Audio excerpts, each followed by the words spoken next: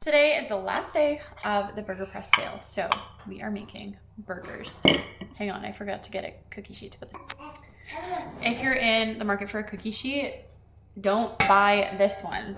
This one's Pampered Chef. Honestly, I thought I was buying one with edges all the way around, which they do have now.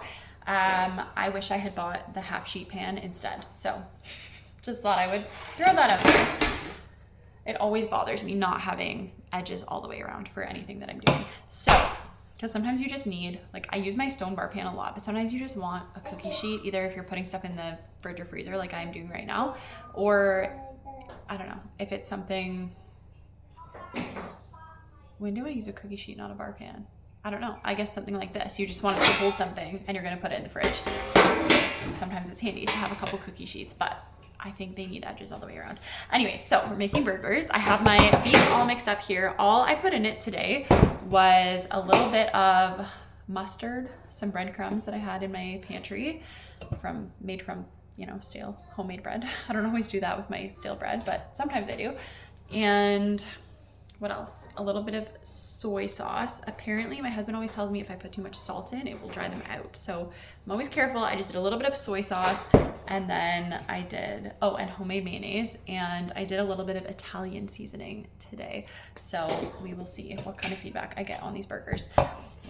And this is my favorite tool still, the mix and chop. I love frying ground beef with this thing to get it all, you know, a nice texture, but I also like mixing raw ground beef or ground pork with the mix and chop. So I'm going to use my scale again to get even-ish burger patties. We're not aiming for perfection. And I also thought I would try using parchment paper. My dad always says that you need parchment paper with this thing. They don't stick terribly, but they do stick a little bit. And my mom brought up a really good point. I didn't want to like waste parchment paper, but my mom brought up a good point that I can just reuse the same piece over and over again. So I'm gonna try it with parchment and I will tell you what I prefer. So I'm putting my parchment on there. I'm just gonna use one piece on the bottom. I'm not gonna use parchment on the other side. And I'm gonna put my beef in there. I think I've been doing about 160 grams of beef for my burgers. And yes, I'm using my hands. Yes, I have 1,000 different tools that I could use for this, but for some reason, this is how I am, okay? So that is 169, close enough. I'm gonna bring the top in here.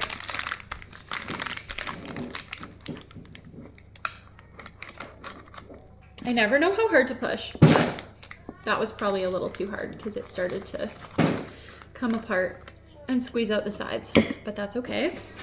Now, obviously, it pulls out of here perfectly, and I guess I could just do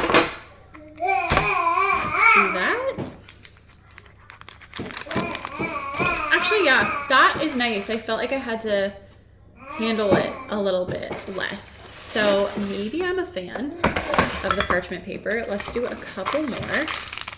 My parchment is very greasy now, probably because of the homemade mayonnaise that I put in my burgers.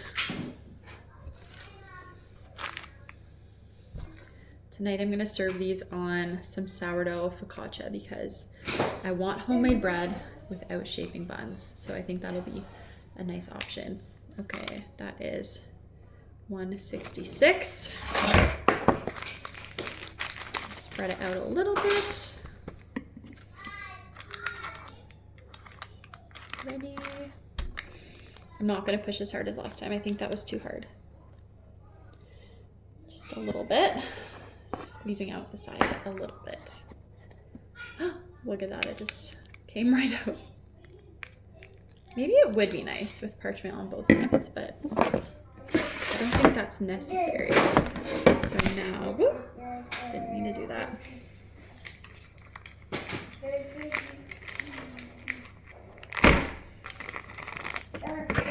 Okay, yeah, I actually really like that because I don't have to handle the patties as much. So I think I'm gonna say that using parchment is a win. So I'm gonna go ahead and finish these up, but leave me a comment. Let me know if you make burger patties, what is your favorite thing to put in them? Whether it's for flavor or it impacts the texture, let me know. Leave me a comment. Oh, and like I said, it's the last day that our burger press is on sale. So I'll put a link here if you want to shop, if you want to grab one. It has truly changed my life because I am not patient enough to shape things well by hand. Okay, that's all.